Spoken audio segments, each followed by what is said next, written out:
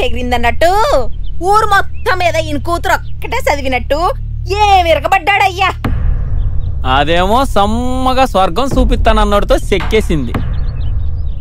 రాయ్ జాలయ్య మీనాక్షి ఆ మాస్టర్తో కలిసి బస్సు ఎక్కిపోవడం మేము ఇద్దరం కూడా చూసాం.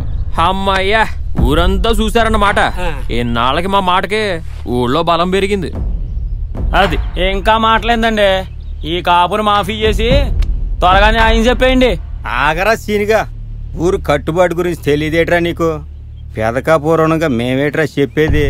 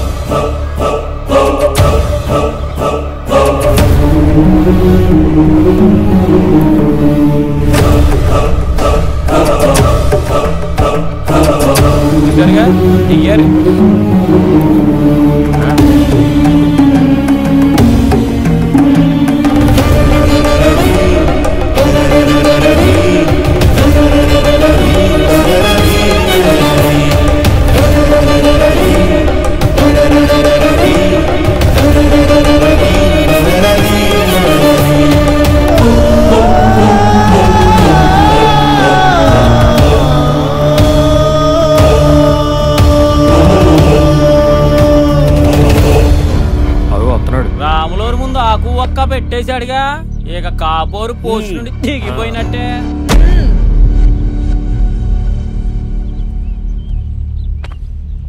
మీనాచి పోలై మామా,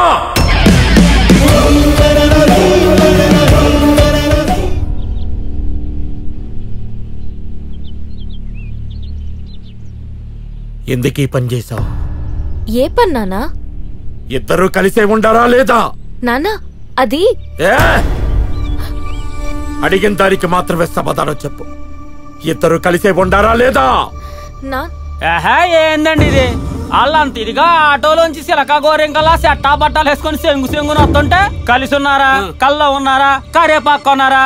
ఏందండి ఈ ప్రశ్నలు? దొంగని పట్టుకొని ఎరా నువ్వు దొంగవా అంటే ఆడేం చెప్తాడు? అసలు మమ్మల్ని చెప్పనివరేంటి మీరు? ఈ ఎదవలు మాట్లాంటారా? మా ఇలాంటి చండాల పని చేసింది కాక మళ్ళీ మాట్లాడతావేంటా?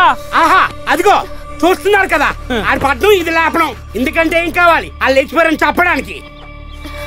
నాన్న అసలు మేమిద్దరం లేచిపోలేదు, లేచిపోతే మళ్ళీ తిరిగి వస్తామా అంటారు, అవునా?